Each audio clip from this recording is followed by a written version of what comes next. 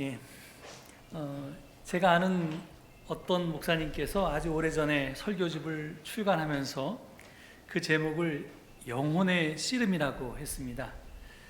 당시 풋내기 목사였던 저는 그 제목을 보고 야, 참 기막히게 잘 지었다 이렇게 생각했었습니다.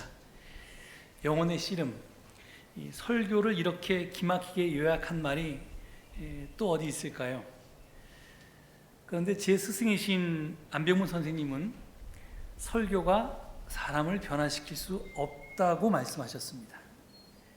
시간 관계상 그 이유가 무엇인지 자세히 오늘 제가 설명드릴 수는 없지만 아무튼 제가 한없이 존경하고 그리고 제가 보기에는 정말 위대한 설교가였던 제 선생님께서 설교가 사람을 변화시킬 수 없다고 하셨으니까 제자인 저 역시 그런가 보다 라고 자연스럽게 생각하게 되었습니다.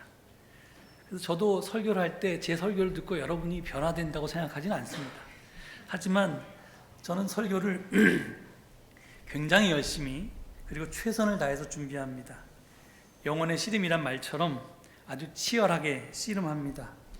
보통은 제가 주일 예배를 마치고 바로 오후에 다음 주 본문을 읽고 묵상하기 시작해서 일주일 내내 본문과 씨름하고 토요일에는 아무 일도 안 하고 설교 쓰는 일에만 집중합니다. 제가 그렇게 하는 이유는 설교가 총체적으로 또는 근본적으로 사람을 변화시킬 수는 없지만 사람의 변화를 시작시킬 수는 있다고 믿기 때문입니다. 그 증거가 바로 저입니다.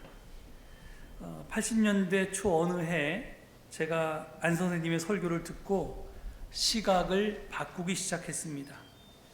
그리스도교에 대해서, 성경에 대해서, 구원에 대해서, 인생의 목적과 소명에 대해서 등등 그때까지 제가 교회에서 배웠던, 그래서 제가 알고 있고 제가 갖고 있던 기존의 입장에 대해서 선생님의 설교를 듣고 질문하기 시작했고, 그래서 서서히 제 시각이 바뀌기 시작했습니다. 그 이후에 오랜 과정을 거쳐서 마침내 제가 변화되는 경험을 했습니다. 그래서 설교가 사람을 변화시킬 수는 없지만 사람의 변화를 시작시킬 수는 있다고 하는 것입니다. 제 넋두리가 좀 길어졌는데요. 지난 주일 오후에 오늘의 본문 말씀을 읽고 좀 막막했습니다. 오늘의 요절이라고 할 수 있는 7절 말씀 때문이었습니다. 거기서 하나님은 이렇게 말씀하십니다. 나는 사람이 판단하는 것처럼 그렇게 판단하지는 않는다. 사람은 겉모습만을 따라 판단하지만 나 주는 중심을 본다. 이 말씀에서 사람이 겉모습만을 따라 판단하는 경우는 사무엘이 준수한 겉모습과 큰 키만을 보고 이새의 큰아들 엘리압을 하나님이 기름 부어 세우시려는 사람이라고 판단한 것을 가리킵니다. 그리고 주님이 중심을 보고 판단한 경우는 이새의 막내 아들 다윗을 보자 바로 이 사람이다.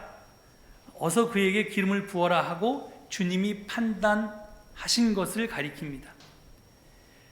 이 말씀을 어떻게 받아들이고 해석해야 하나 막막했던 이유가 두 가지가 있는데요. 첫 번째 이유는 조금 전에 사람은 겉모습만을 따라 판단하지만 나 주는 중심을 본다고 말씀하셨는데 몇 절 뒤인 12절을 보면 그는, 즉 다윗은 눈이 아름답고 외모도 준수한 홍안의 소년이었다 라고 성경이 서술하고 있기 때문입니다.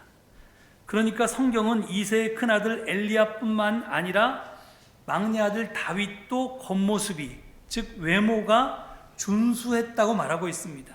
그러니까 사람은 겉모습을 따라 판단하지만 나 주는 중심을 본다는 7절의 말씀은 사람은 겉모습만을 보고 판단하지만 나 주는 겉모습은 물론이고 거기에 더해서 중심까지 본다. 뭐 이런 뜻으로 해석할 수밖에 없지 않습니까? 이렇게 되면 결국 하나님은 사람의 겉모습을, 외모를 본다는 것이고 이는 외모 지상주의 문제로 귀결되고 맙니다. 아니 누구는 겉모습이 준수하게 태어나고 싶지 않았겠습니까? 그런데 창조주 하나님께서 그렇게 태어나게 하셨으면서 준수한 외모를 선호하신다니 이런 억울한 경우가 어디 있습니까? 그리고 이런 불공평한 하나님을 어떻게 믿고 따르겠습니까? 전 못 믿습니다, 그런 하나님. 그런데 이거는 약과였습니다. 이 말씀을 받아들이고 해석하기 막막했던 두 번째 이유는 사람이 겉모습을 따라 판단하는 경우는 궁극적으로는 사울을 가리키는 것이고요. 주님이 중심을 보고 판단하는 경우는 다윗을 가리키기 때문이었습니다. 오늘 본문은 이런저런 이유로 하나님이 사울을 버리셨고 사무엘이 하나님의 명령을 받고 베들레헴까지 몰래 가서, 그러니까 사울이 버젓이 왕으로 있는데 지금 내가 사울을 버렸으니까 고민하지 말고 내가 새로 점지한 사람에게 가서 기름을 부어라 이렇게 하나님 말씀하시니까 사무엘이 사울이 두 눈 부릅뜨고 쳐다보는데 내가 어떻게 그럽니까? 나 그럼 죽습니다. 그랬더니 그러면 제사 드리는 척하고 베들레헴에 가서 내 명령을 수행하라고 합니다. 하나님이 사무엘에게 거짓말을 하라고 해요. 아니 하나님이 사람들어 거짓말을 하라고 하면서 거짓 예언자들을 어떻게 벌할 수 있습니까? 성경이 도대체 읽어보면 말도 안 돼요. 그런데 하여간 그래서 그 사무엘이 하나님의 명령을 받고 베들레헴까지 몰래 가서 사울의 대안으로 주님께서 택한 다윗에게 기름을 붓는 이야기가 바로 오늘의 본문입니다. 그런데 성경은 이스라엘의 첫 번째 왕 사울을 이렇게 묘사하고 있습니다. 사무엘상 9장 1절 2절을 보면요, 베냐민 지파에 기스라고 하는 유력한 사람이 있었다. 그에게는 사울이라고 하는 아들이 있었는데 잘생긴 젊은이였다. 이스라엘 사람들 가운데 그보다 더 잘생긴 사람이 없었고 키도 보통 사람들보다 어깨 위만큼 더 컸다. 이렇게 증언하고 있습니다. 그래서 오늘 본문에서 사람이 겉모습만을 따라 판단한 경우는 이새의 큰아들 엘리압이 아니라 궁극적으로는 사울을 가리키는 것이고요, 주님이 중심을 보고 판단한 경우는 다윗을 가리키는 것이라고 볼 수밖에 없습니다. 그동안 우리 그리스도교는, 아니 그리스도교의 뿌리에 해당하는 유대교 때부터 이스라엘의 첫 왕 사울은 나쁜 왕이고 하나님의 눈밖에 난 왕이고 둘째 왕 다윗은 훌륭하고 위대하고 좋은 왕이라고 가르쳐 왔습니다. 그리스도교와 유대교의 경전인 성경 자체가 그렇게 증언하고 있습니다. 심지어 성경은 이스라엘을 구원할 메시아, 아니 세계를 구원할 그리스도가 다윗의 자손이라고까지, 후손이라고까지 증언하고 있습니다. 그렇지만 예수님은 마가복음 12장 37절에서 다윗이 스스로 그리스도를 주라고 불렀는데 어떻게 그가 다윗의 자손이 되겠느냐라고 말해서 메시아가 다윗의 자손임을 부정하고 있습니다. 예수님만 부정하고 있지 성경의 모든 것은 메시아가 다윗의 후손이라고 증언합니다. 그래서 그리스도인은 누구나 다윗이 위대한 왕이라고 알고 있습니다. 그런데 제가 스승 안백모 선생님을 통해서 배운 새로운 시각에 따르면 그렇지가 않습니다. 다윗은 사울보다 더 나쁜 왕입니다. 아니 더 나쁜 왕인 정도가 아니라 예수의 하나님 나라 운동의 뿌리라 할 수 있는 야훼 유일신앙, 모노야휘즘, 오직 야훼만의 신앙이라고 하는 것을 무너뜨린 장본인이고 원흉이었습니다. 그러니 하나님이 사울을 버리고 다윗을 선택했다는 오늘의 요절, 사람은 겉모습만을 따라 판단하지만 나 주는 중심을 본다는 말씀을 어떻게 받아들이고 어떻게 해석할 수 있었겠습니까? 그래서 참으로 제가 이 본문을 보고 난감했습니다. 더구나 대한민국 대통령이 일본에 대해서 친일적인 태도를 넘어서 굴종적인, 아니 치욕적인 외교를 펼쳐서 온 국민이 분노에 걸기하고 있는 이 중차대한 때에 제가 이런 본문과 씨름해야 한다는 사실이 너무 짜증이 났습니다. 일주일 내내 고민해도 도대체 뭐라고 설교해야 될지 모르겠어서 정말 짜증이 났는데, 이게 지금 이 중차대한 시기에 이 본문을 가지고 설교한다는 게 좀 이제 답답했고 그랬습니다. 그런데 어쩝니까? 자승자박이라고 제가 교회력했다는 성서 일과의 구약 본문으로 설교하기로 약속했으니까 할 수 없이 본문을 바꾸지 않고 그냥 고민하는 수밖에 없었습니다. 우리는 성경의 저자가 하나님이 아니라 인간임을 알고 있습니다. 그래서 성경 속에는 하나님의 계시만 있지 않고 인간이 자기의 말을 하나님의 계시인 양 위장해서 집어넣은 가짜 계시도 있다는 것도 잘 알고 있습니다. 단순하게 말하면 성경에는 하나님 신앙과 힘 숭배가 섞여져 있습니다. 이런 이유로 성경에는 상호 모순된 주장들이 종종 등장하는 것입니다. 따라서 우리는 성경 말씀을 무조건 아멘하며 받아들이면 안 됩니다. 참 계시와 거짓 계시, 하나님의 말씀과 인간의 말을 구분할 줄 알아야 하고, 참 계시는 받아들이고 거짓 계시는 무시해야 합니다. 근데 문제는 참 계시와 거짓 계시를 어떻게 구분하느냐일 것입니다. 과연 그 기준이 무엇일까요? 저는 일관되게 그 기준은 역사적 예수라고 말해왔습니다. 왜? 맨 먼저 우리는 성경인이 아니고, 즉 비블리안이 아니고 그리스도인, 크리스찬이기 때문입니다. 이 말이 뭔 말이냐면, 즉 성경이 우리가 누구인지를 규정하는 것이 아니라 그리스도인이라는, 크리스찬이라는 우리의 이름은 우리가 이 그리스도가 우리를 규정한다, 우리가 누구인지를 규정하고 있다라고 증언하고 있기 때문입니다. 이것이 그리스도인들의 아이덴티티입니다. 정체성입니다. 그러니까 성경보다 그리스도가 언제나 우선해야 합니다. 성경에는 이런 입장도 있고 저런 입장도 있습니다. 그래서 각 종파는, 심지어는 이단들까지도 성경 말씀을 멋대로 취사 선택해서 자기 자신을 옹호합니다. 그래서 어떤 그리스도인들은 성경을 근거로 촛불 집회에 나가고, 또 어떤 그리스도인은 같은 성경을 근거로 태극기 집회에 나가는 것입니다. 따라서 우리는 성경을 근거로 참 계시와 거짓 계시를 나눌 수가 없습니다. 그랬기 때문에 성경 자체가 아니라 예수 그리스도를 근거로 삼아야 합니다. 왜? 그리스도교는 그리스도가 하나님의 계시임의 형상이라고 선포하기 때문입니다. 골로새서 1장 15절이 분명히 말하죠. 그리스도는 그러니까 그리스도는 보이지 않는 하나님의 형상이다, 이렇게 얘기합니다. 그러니까 예수가 하나님의 계시라는 얘기입니다.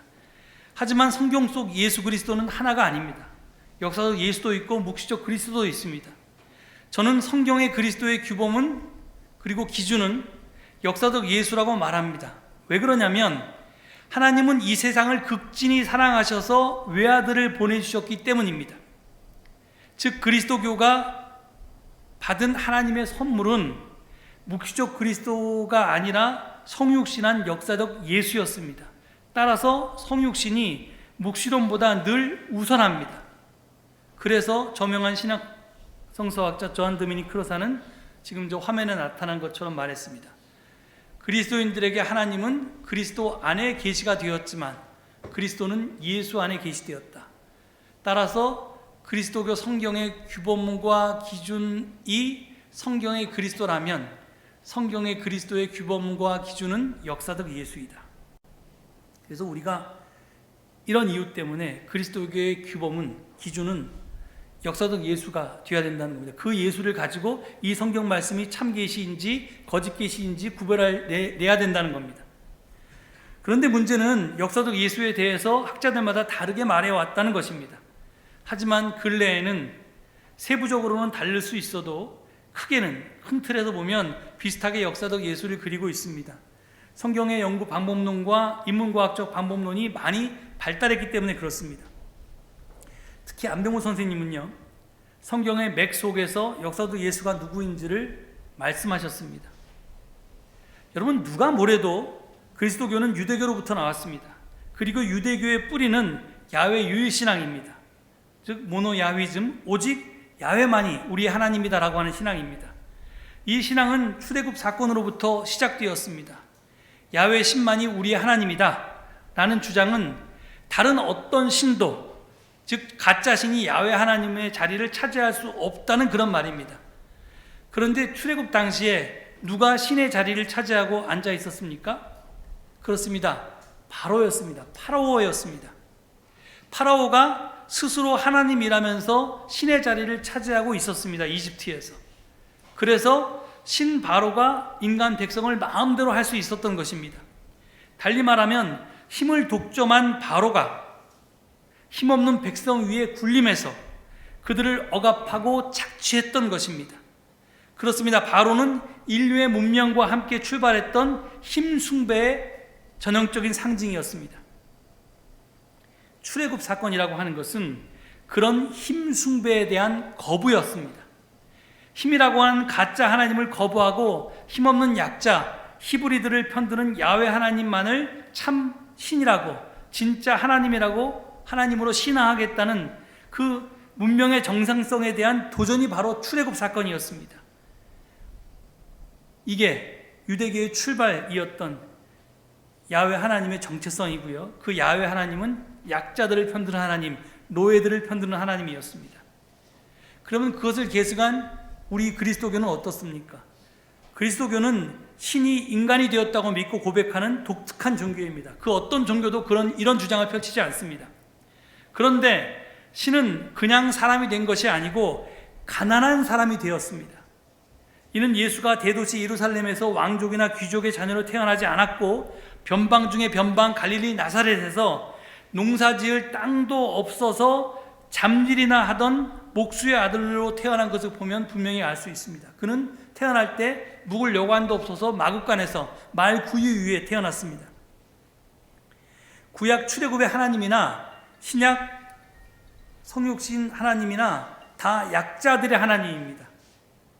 힘없는 하나님을 편드는 하나님입니다. 힘없는 사람들을 편드시는 하나님입니다. 따라서 약자들을 편드는 그리스도교의 하나님 신앙은 강자들을 편드는 세상의 힘 숭배와 대립할 수밖에 없습니다. 그래서 예수님께서는 마태복음 6장 24절에서 이렇게 말씀하신 것입니다. 아무도 두 주인을 섬기지 못한다. 한쪽을 미워하고 다른 쪽을 사랑하거나 한쪽을 중히 여기고 다른 쪽을 업신 여길 것이다. 너희는 하나님과 재물 즉 만몬을 아울러 섬길 수 없다. 제가 늘 말씀드리지만 만몬은 돈의 신입니다. 금력입니다.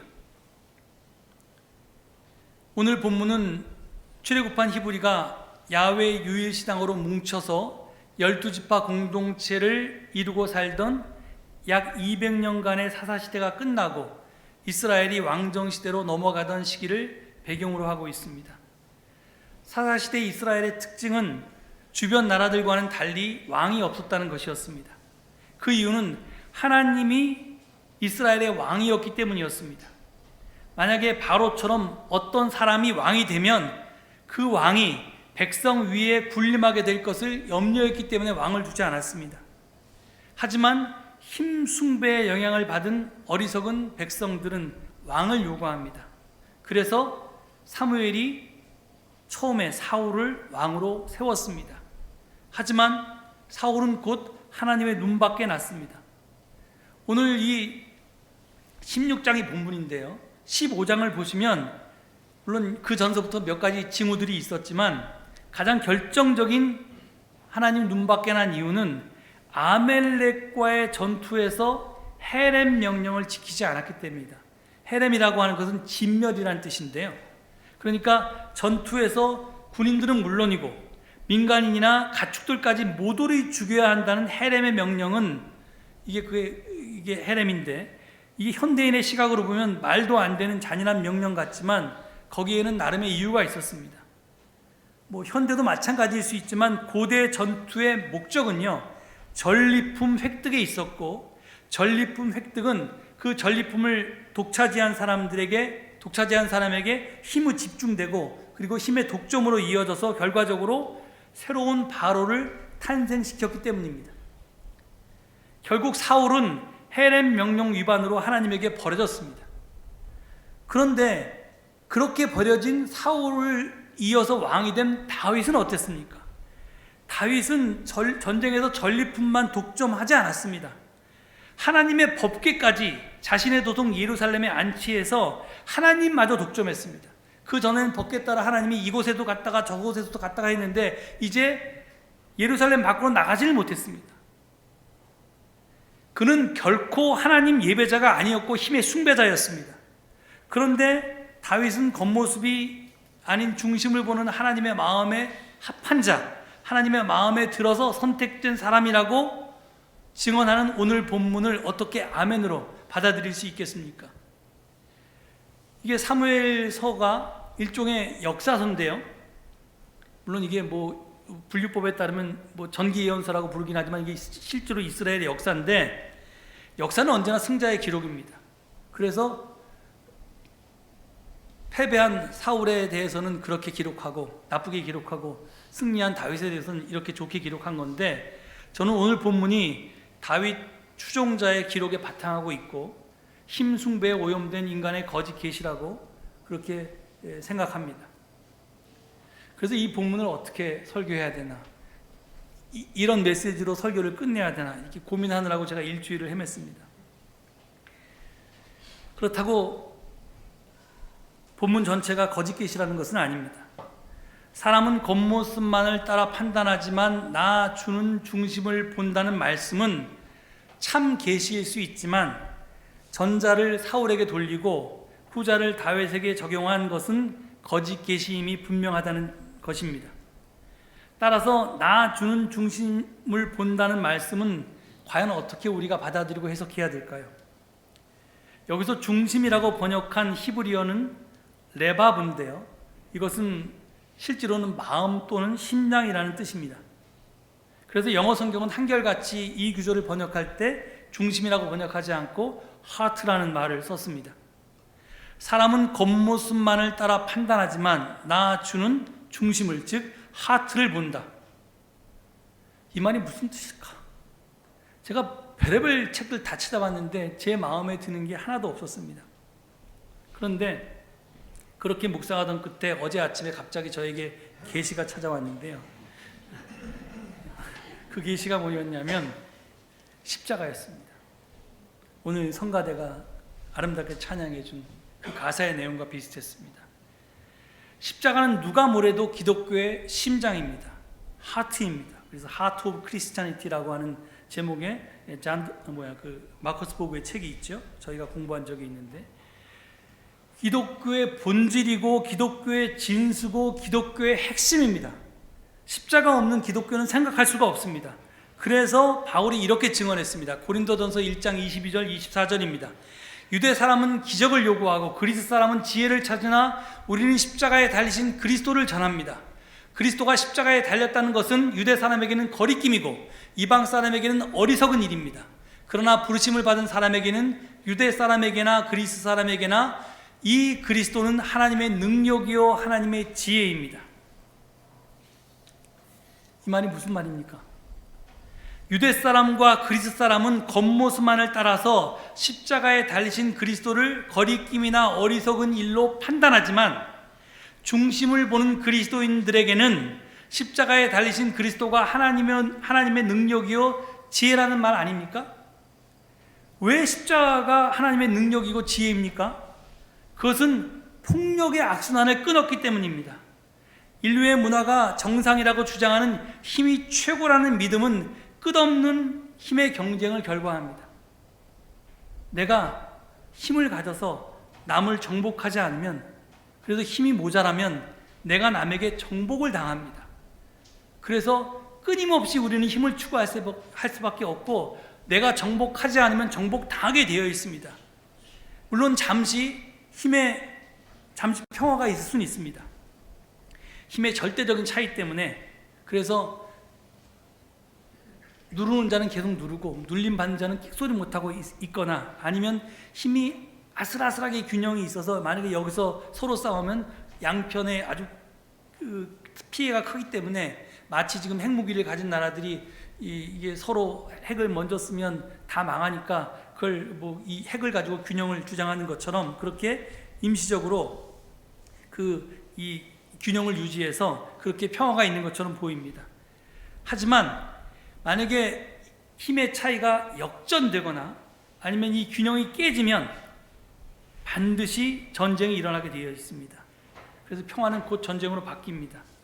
그래서 힘을 신앙해온 인류의 역사는 전쟁의 역사고 폭력의 역사였습니다. 이건 이 전쟁 사학자들이 늘 주장하는 겁니다. 인류의 역사는 전쟁의 역사다. 로마의 평화가 바로 그 대표적인 경우입니다. 이에 비해서 그리스도인은 그리스도의 평화를 대안으로 제시하고 있습니다. 그리스도의 평화는 십자가로 폭력의 악순환을 끊는 것입니다. 힘의 추구가 아니라 힘의 포기, 낮아짐, 비움, 나눔과 섬김을 추구합니다. 이것을 통해서 정복하지 않으면 정복당한다는 인류의 오랜 신념을 무너뜨려 버립니다. 그래서 그리스도의 평화는 임시적이지 않고 영구적이며 인류의 문명과 다른 하나님 나라를 이 땅에 건설할 수 있는 길이 되는 것입니다. 예수 그리스도의 십자가의 도, 십자가 순례길을 묵상하며 따라가는 사순절 기간입니다.